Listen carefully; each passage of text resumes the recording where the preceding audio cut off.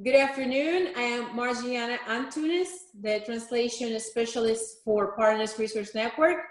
We are a nonprofit agency that operates the Texas statewide network of parent training and information centers, or PTIs. The PTI projects are known as PATH, PAN, and TEAM, and these are funded by the U.S. Department of Education, Office of Special Education Programs, OSEP. This provides to families, children, professionals, and self-advocates training, education, information, referral, support, and individual technical assistance in obtaining appropriate services for children and young adults with disabilities in our state. Welcome to our Texas Autism Supplement Facebook series, part 3. We've been talking about strategies 3, 6, 10, and 11. Joining me today is Christina Henning, Director of Statewide Services for PRN. She will be helping me with the slide transitions and with any technical assistance that we need. This is a pre-recorded session, but we are answering questions live during this presentation. So if you have any questions, post them in the comment box and we will be happy to help. This series have in mind the parents of children with autism or pervasive developmental disorders, and parents or grandparents, any other family members, friends, neighbors, anybody that has a loved one that has autism. This series will benefit you because the strategies that we cover can be implemented in the IEP to help those that you love to progress in the school setting and out of the school setting. Again, we're going to talk today about strategies 3, in-home and community training, strategy 6, parent training and support, strategy 10, professional educators and staff support, and strategy 11, teaching strategies. Christina, we can move on to the next. Our objectives for this series that is going on all this week are going to be to provide an overview of the 2018 autism national rates and needs. Obviously, at this point, in 2018, 1 in 59 children are diagnosed with autism. That means that these children are either already receiving services or will need to receive services once they are in the school age or in the age to receive early intervention services. In the autism supplement, it's a document and it is a process that compiles 11 strategies. We are going all this week through briefly through all these strategies, what they mean. We also would like to help you understand how to have access to these strategies. Once we know what they are, how can parents have access to these strategies during their our meetings, during the IEP meetings, and then finally to provide an overview in general of the autism supplement strategies and how can they be combined, or how can they be used again, how can these ones benefit your child. Next. All right, so on previous days we have talked about several main ideas for the Texas Autism Supplement. And the first one will be that if you would like to look at the rules concerning special education services in the state for autism, you have to go and visit the Commissioner Rules and section 89.1055. You'll find all these strategies. The Texas Autism Supplement is a document because it is an insert. It's usually about 2 pages, up to 3 pages, are usually located on your R paperwork at the very end of the R paperwork, probably right before the minutes. There will see all the strategies listed, briefly explained, and then there will be a space for you, for the districts and for the parents to make comments and to either support or justify the use of a strategy, or to validate why at a specific point in time the school art committee is deciding to go ahead and approve certain of those strategies for the student. The strategy, again, they're 11, but they become to be 11 after 2007, when the supplement received a major overhaul, and 4 new strategies were added. The strategies used for these interventions must be peer review and must be research-based.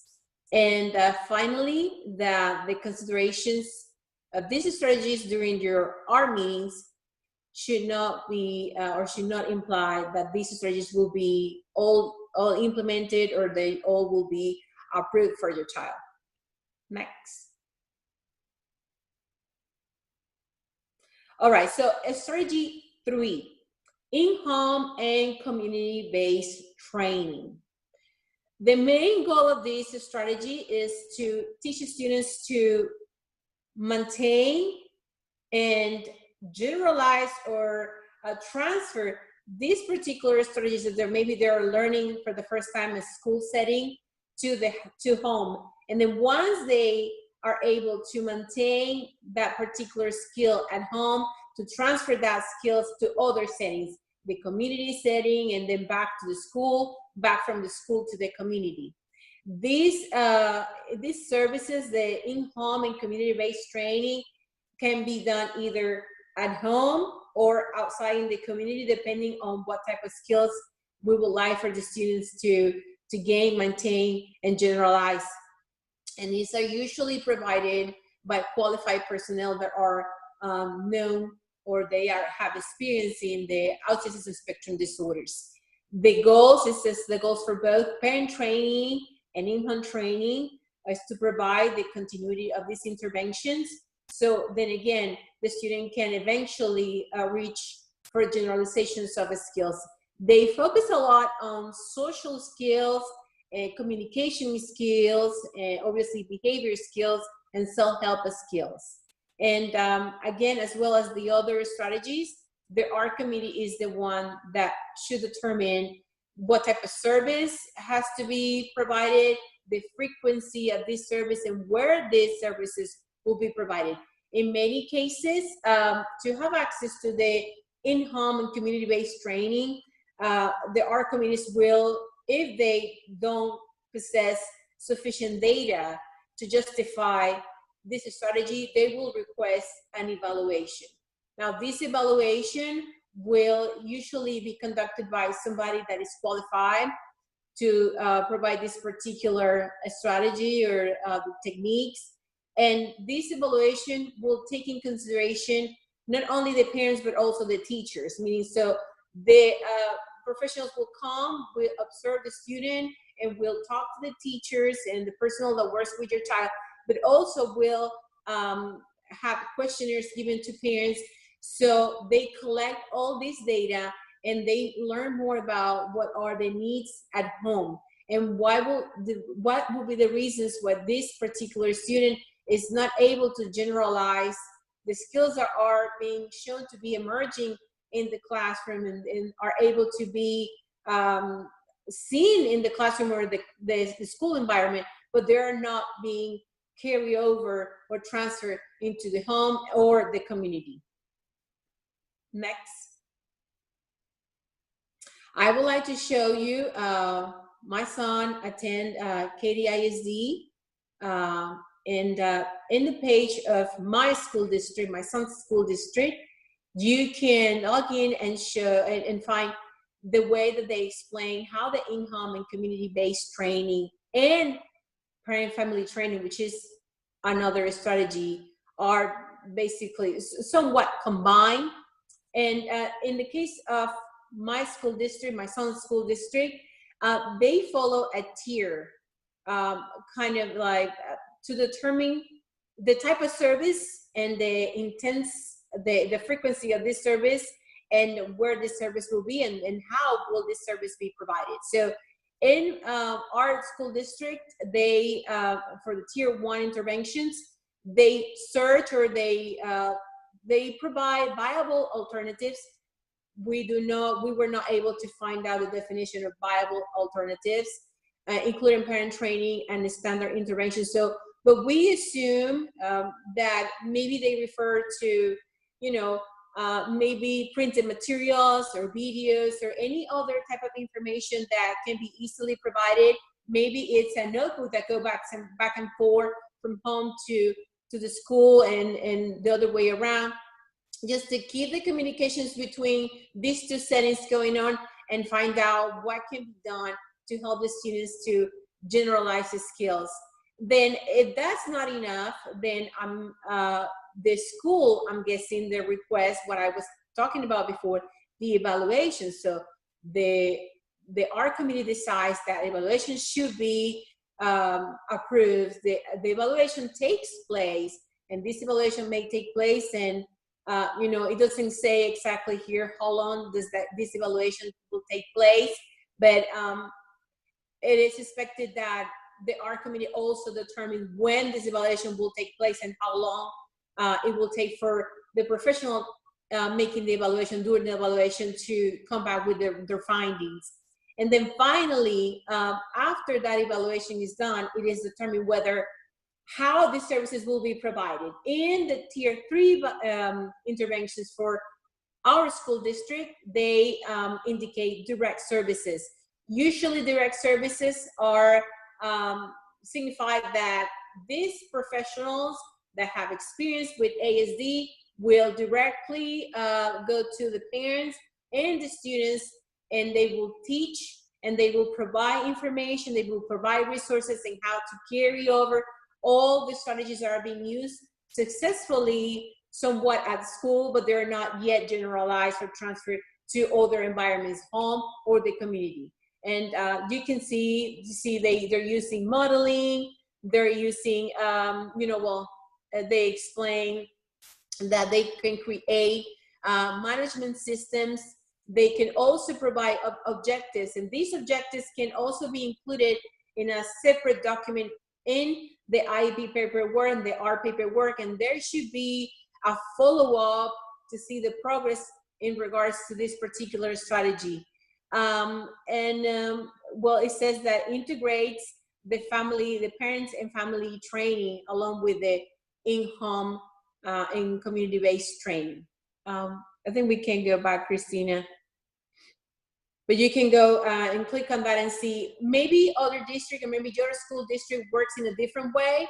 But I just wanted to show you an overview how this particular strategy for autism works in our school district, in my school district. Now we move on to strategy 6, parent family training and support, which I just mentioned. They're very tied closely with the in-home training and parent training. Again, this is provided by a qualified personnel that have experience with autism spectrum disorders. They usually are, in our case, we have people that they were specialized in behavior. We have BCBAs coming to our home to ask many questions, to observe how my son will behave in the house, what sort of strategies we were using so far. We have maybe visuals, or we have a very structured schedule and many other ways, and see how is the environment and how the environment can share the same strategies. So how the strategies to use at school can be also continue at home. And it's like I mentioned before, can be a notebook that go back and forth, printed materials website, but also this information for the parent and family training has to be related with the skills that are already, the skills and the needs that are already reflected in the IEP paperwork, in the art paperwork.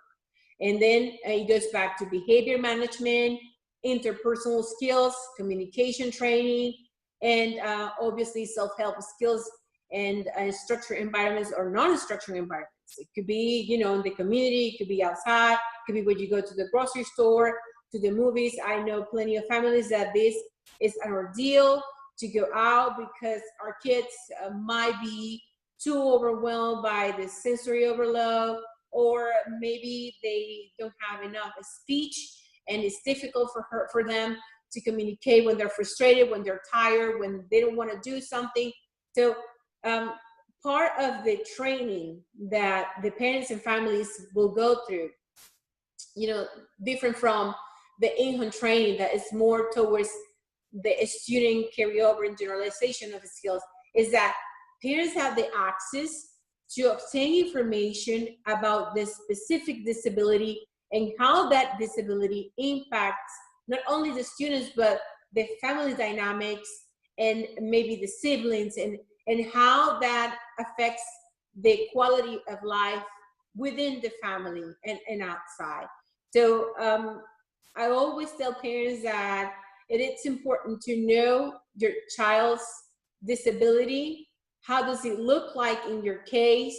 And many people have told me that, well, there's no child with autism that looks like the other, even though we all will say and we recognize that there are communications deficits, there are social deficits, there are sensory issues, and many others that we feel that they're common, but definitely each kid is very different. And so the supports that we will receive should be tailored to the needs, not only to that particular child, but also to the very specific family. So whenever you obtain or whenever you request training and support using these strategies, the in-home training strategy, the strategy number 6, be very specific about what is it that your family needs, because that's the only way to make sure that whatever is developed to support your family or to train you, to train your family members, it has to go back to what is it that you guys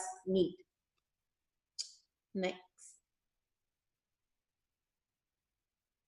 And then I want to show you some resources that I like a lot. And these are resources that are available for everybody in Texas. Christina, we can go ahead and show the statewide leadership for autism. So if you go to the TA page, there, and then we're gonna make it a bit bigger. We scroll down and then you will see all the leaderships, the statewide leaderships that TA has currently. And then in that one of those leaderships is the Texas statewide leadership for autism that is, carried out by Region 13. And in this particular website, you can click on that link, but I'm also providing you with the direct link to this page. You will find plenty of information. The information in here is not only for parents or families, but also for professional educators and staff. And then you have a video library, they have trainings in there that we can take a look, online courses, the academy, and many other information. Like we are taking a look at the online courses, and then you can read. They also have classes in Spanish. So see, English and Spanish training, and they try to be very good at the same classes they have in English, they also have it in Spanish. I really recommend you to peruse around this particular website, the leadership, because they have plenty of resources for the new parents and the parents that already are veterans in the special education system. We go back. Also, the Texas Autism Conference. We click on the link. I just want to show you, maybe you are new again to the district, or maybe you're new in Texas, or maybe you didn't know about it. But this conference is every year. This year will be, as you can see, in San Antonio. It's in August. Sometimes they do offer some stipends and some waivers to help families to be able to pay for the travel and to stay there. But I will recommend to reach out to your school, reach out to your district to see if they have some sort of a stipend available for you to attend to this particular conference. Great information in there every year. Definitely a conference not to miss if you're new to autism, if you're new in the public school system. Very important. And then the last one is the Our Body. This site, well, I have to say, I just learned about this site just this week. And this site was presented It's being done by a liaison, Region 12, if I'm not mistaken, Waco, Texas. And what I like so far about this particular website is that you have the access as a parent to go and, let's say I can click on my far left, our process is step by step, and then you will find supplementary aids and related services. Or maybe scroll down, Christina, a bit where we were in the process. I think I saw a special circumstances, and then I cannot read well, but it says considerations and it says autism. So if you click there, it will take you to probably a different website, but a website that will also give you more information about, I believe, are the 11 strategies. And then if not, oh, Christina, yes, I was right. The Texas project first, and it provides you plenty of information and explains in here the 11 strategies, and they also have the information available in Spanish in case you will want to. You're listening to this recording, but you also understand Spanish or speak Spanish. Then you can also go ahead and check on their parent resources. There are plenty of sites in there. We are in there. It says Partners Resource Network. Christina, if you're able to see in the middle, right there in the middle, Partners Resource Network, you click on there and then you will visit us or visit our website. And obviously when you go to resources or you go to resources, there are different fact sheets and there are different kinds of information divided by very young children that they're not yet in the public school system, and then children 3 and up, 3 to 26 years old, that receive IDA services. So you can also go to the events, and then on their events, you will find our statewide webinars, and you can also go scroll all the way down, see the calendar, what's coming up. And even below that, you have access to our social media. And then if you click on our Facebook page, you will see, you can click on our videos, or you can see all the information. We're daily posting about issues of special education and our Facebook series and everything that we're going to. Now, right now, you can see progress monitoring, and that's the Spanish version of it. That's the last collaborative webinar that we did with TEA. This will be, I believe, it's our 3rd one with them, and another coming up in April. So, okay, we can go back, Christine. Thank you very much. So as you can see, there are many resources. And again, if you are new to the special education or if you're new to the state, I feel that it's important that you reach out to maybe your child's case coordinator, your child's school, or maybe your child's district, and they will be able to provide maybe through their website or directly. And it's very common, at least it is in my district, that they will send about every semester, they will send information about meetings for parents, trainings for parents, and they discuss a range of topics from special education to behavior to guardianship, alternatives, many other topics that we are usually very keen to learn, always learning. All right, so strategy 10, professional educator and staff support. As I said before, the autism supplement requires qualified and trained personnel and professionals to carry out and to make sure that the strategies and the interventions are put in place in the IP to address the needs of the students with autism and pervasive developmental disorders are successful. But also, one part that is usually missed or not considered much is the support.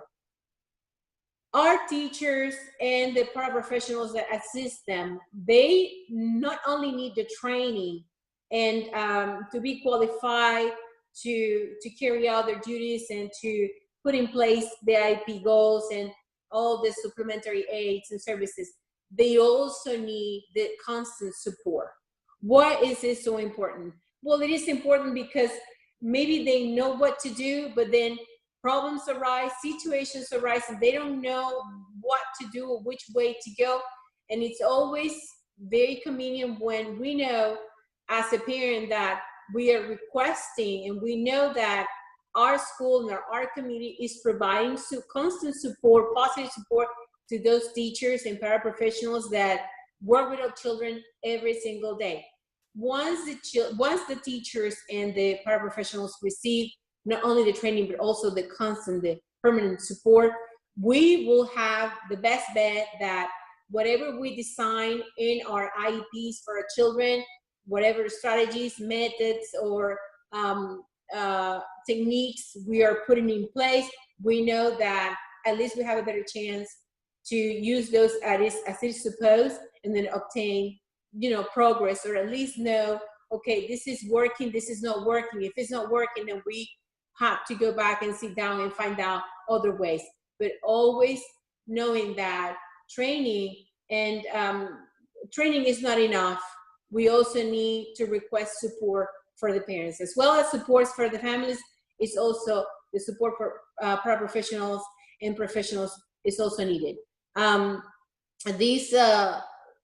The rules do not require for teachers or paraprofessionals to have a specific training or a specialized credential, but as parents, we can request our teachers and our staff support, our staff, to have a specific training in the areas of, in the specific trainings for autism, or a specific trainings in regards to the techniques, in regards to the strategies that are going to be used for our children.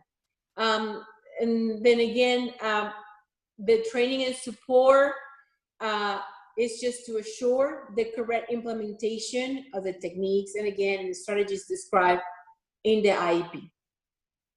Next. And again, we are showing the Texas statewide leadership functions and projects in Region 13 and the statewide leadership autism. Those are the last two are the direct links to those. And the reason we're talking about this again is because if you go there, teachers and staff will be able to do webinars at their own, in their own time, or maybe just before the school year starts. They will be able at any point throughout the year, if needed, they can be able to access to this information, to this training, and also receive the support directly from either the school or the district.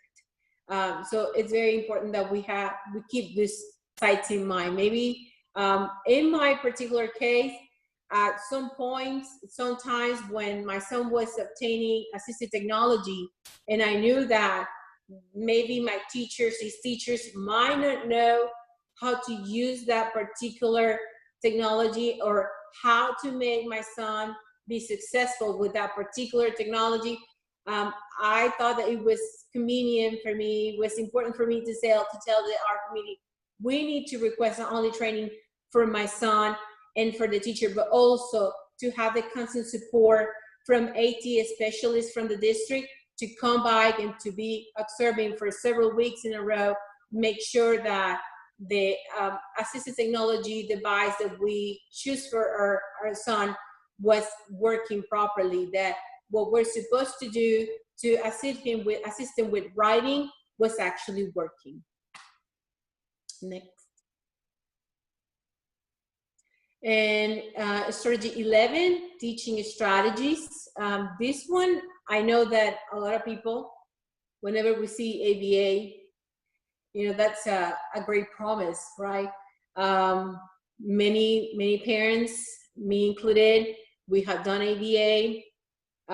We see, especially when the children are young, children respond pretty quickly to applied behavior analysis, but there's not only applied behavior analysis, there's also discrete trial training, they call it learning, social skills training, visual supports, and then the augmentative and alternative communication for those who doesn't have much speech or not speech at all. And the law and the rules, the commission rules mention these particular methods, these particular interventions. But remember, that doesn't mean that because we or the rules mention this method, these are the ones that should be used or that they will be used. It's just an open strategy as well as the other ones. Methods should be tried, and then they might work, they might not work. Again, the parent support and the educators and the staff support, it's crucial for these strategies to work, or at least to have a trial and see if we are all doing what we are supposed to do, then we can see whether the strategy was convenient or not. The strategy is getting us the results that we expected. If not, then we know that we have to sit down again and change and maybe switch strategies or add to the strategies that we already were considering. It's important to know that all strategies used for any of the 11 strategies considered in the autism supplement must be peer reviewed and based on research. The next. Then more about that, I just wanted to share with you these two websites. The first is a standard-based programs, and you know, the IEPs for students with disability, they need to follow the TEKS. So the TEKS, the Texas Essential Knowledge and Skills, contains what is expected for each student without disabilities to learn at a specific point, a specific grade. So our kids are no different. Our kids should be learning the same content. Just the way that we approach to that content, the way that they learn the content, or the speed that they learn the content might be the one that might not be the same. But we all the students in Texas should be learning and having access to the TEKS. So that's the reason why I just, first and foremost, I had to show you the TEKS. And there is a website that if you go back to the Art Body, it's called I4Lead, or I believe it's 4Lead, number 4 Lead. If you go there, we're not going to go there, but if you go there, I really like that website because it will give you a breakdown of the skills needed as far as academic is. It will give you a breakdown of the skills per grade and per core. So English, and then math and science, and yes, reading and writing. So I will really recommend you to go back and look at those and see exactly where you feel your student will be at, and how will be, and then that will make you think about, okay, if I want my child to be, you know, being able to learn this particular TEK that he's supposed to learn in 2nd grade or 3rd grade or any grade, what can we do? So then again, we can look at the teaching strategies, because many students with autism, they learn differently. Some of them are very bright. Some of them are below the intellectual coefficient, the average intellectual coefficient. But it's still, some of them have communication issues. The majority of them, communication and speech issues.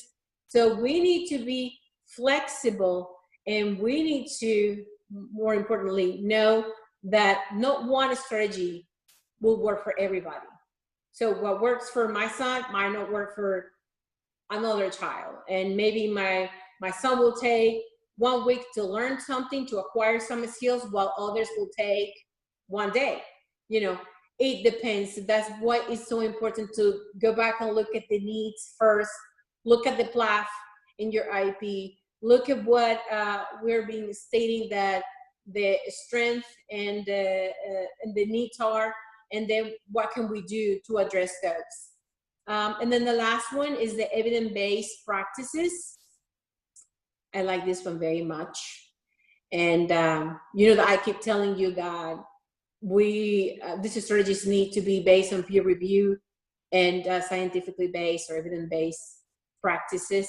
And if you click on these ones, each one of them, like for instance, for autism, it's very common to use the PACS, especially when you have a child in PPCD and they have 0 to very little speech.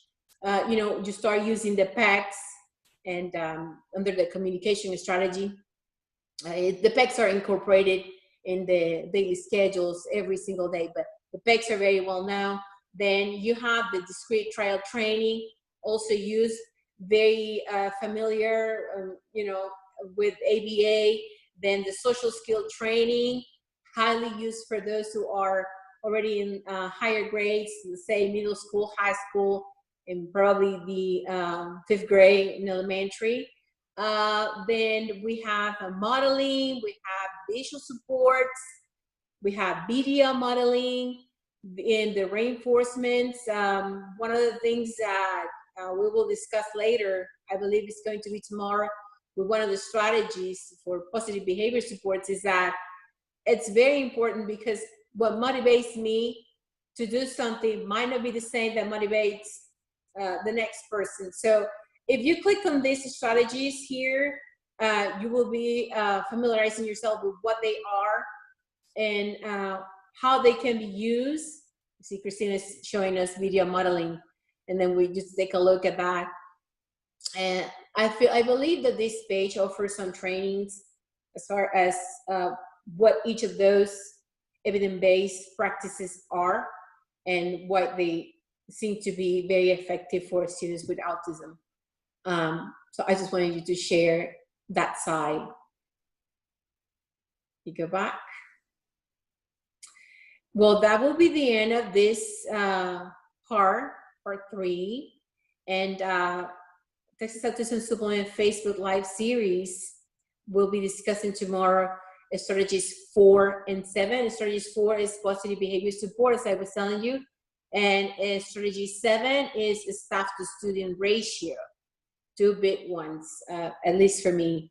And if you want to catch up with us, you can go ahead and click on the link at the bottom, the Facebook page, look at previous recording, or you can watch the recordings for tomorrow and then post some questions that you have in the comment box. For our statewide webinars, like the ones I just showed you with TEA, that's the link over there. You can visit us to check what's coming up, and also our previous webinars. And please join us on Facebook if you want to keep track of what we're talking about.